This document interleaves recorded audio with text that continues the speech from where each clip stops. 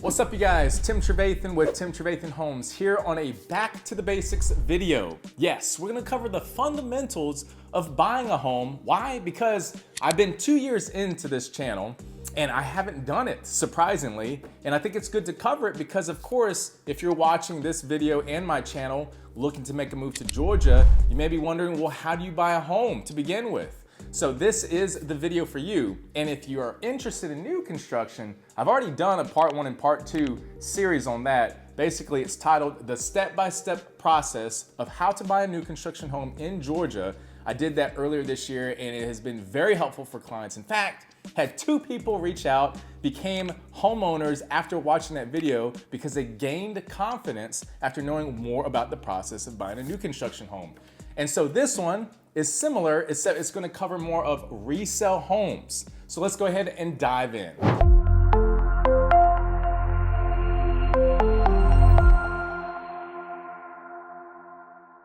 So the first step is, you probably guessed, get a realtor, such as me, and this is what I do full time.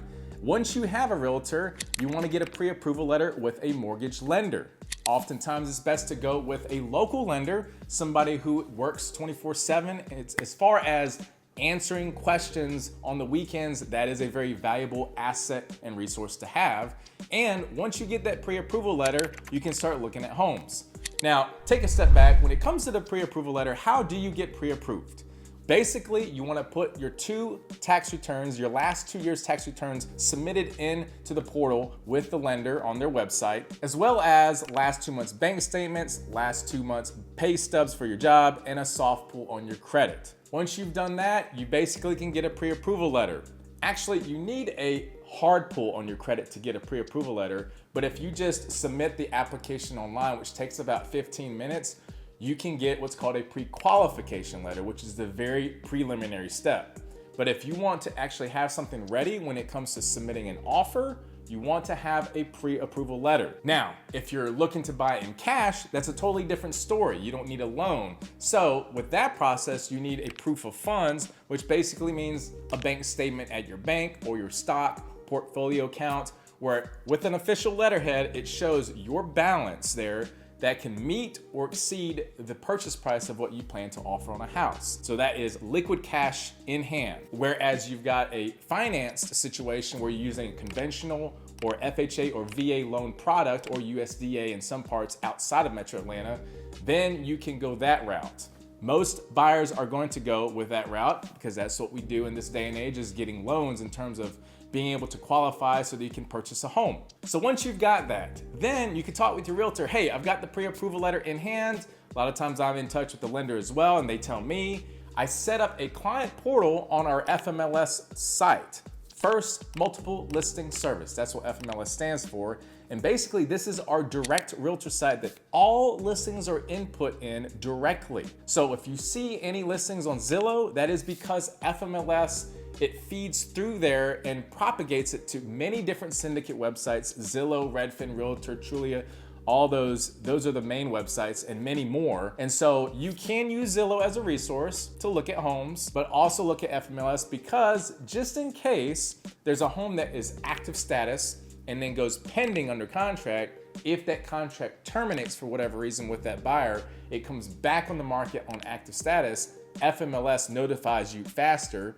And you never know, within that 1 or 2 hour difference, to be able to see that status change can make all the difference what it means to go see that house and put an offer and be the first dibs to get it after that contract before terminating. Once you have this email system set up, you're seeing these properties online. Talk with me, Tim, I wanna see this 5 to 7 or so homes this weekend, and we'll go take a look at them.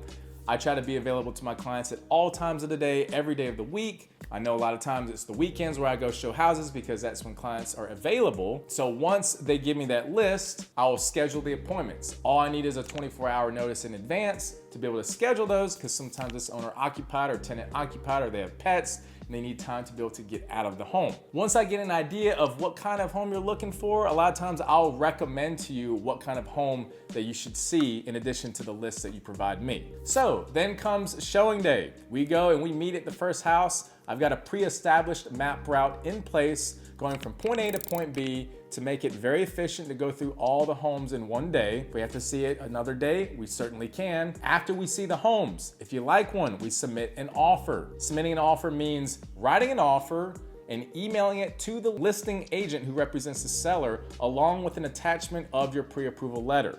Within 24 hours, usually, you'll know a response from the seller about your offer. They're gonna either accept it, reject it, or counter your offer. I'll give you a tip. Are you ready? This is based on firsthand experience, and I wouldn't say this is for every situation, but what I say is that 85% of the time, a seller will counter back the listing price if the home has been on the market for 14 days or less.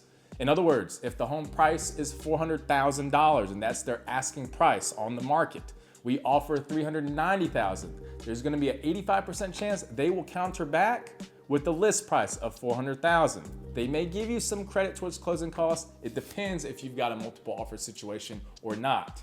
Even if it's past 14 days, past 2 weeks, you may still get a counter offer that comes in at list price. But we're gonna save that for another video. Just wanted to share that one tip though. Once you go under contract, when they accept your offer, you now are in the due diligence period. This is already spelled out in your contract ahead of time, so there are no surprises. Usually it's the first 5 to 7 days, sometimes shorter, depending on how competitive that home is. And that is the time where you have the right to inspect. You hire an independent home inspector, certified and licensed, to go and inspect the property. Once they inspect it, you get the report back, usually that same day or the day after. You negotiate terms, whether it's a credit towards your closing costs or actual repairs or a combination of both. And then once everything is agreed upon, you are past the due diligence period. And this is usually when the time the lender will say, all right, I'm gonna order the appraisal for you. An inspection fee is about $300 to $500, depending on what you do, it could be more.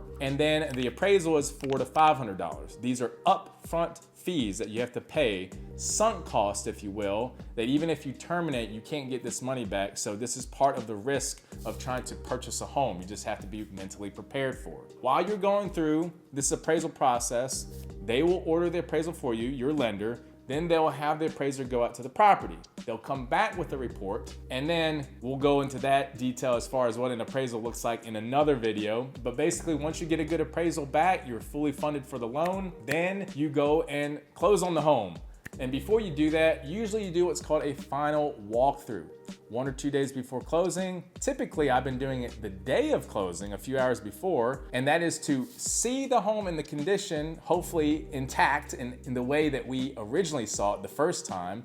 And a lot of times this is when all the furniture from the seller has moved out. They've moved out of the house, so we can see that there's no surprises, any kind of dents or broken items in the house. If we're good with that, we then go to closing.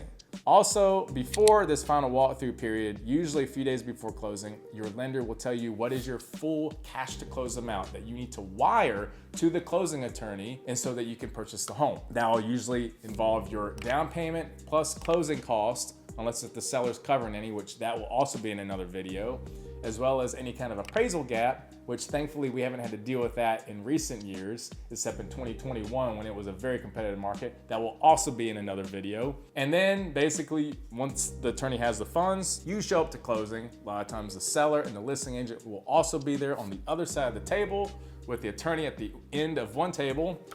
You guys sign the papers. The funds get released from the lender to the closing attorney wiring it to the seller. Seller then gives you the keys, garage door openers, key fobs for the swimming pool or gate if there's a gated community involved. And then, congratulations, you're a homeowner.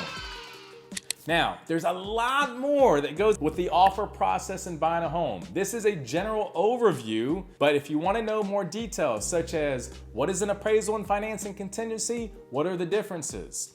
What does due diligence period look like, and how does a negotiation process look like? And what actually goes into an actual offer? Do you want to see what a purchase and sale agreement actually looks like and see the actual line items and what we fill in the blanks with? Well, then stick around for the next Back to Basics videos. Until then, subscribe and catch you on the next one.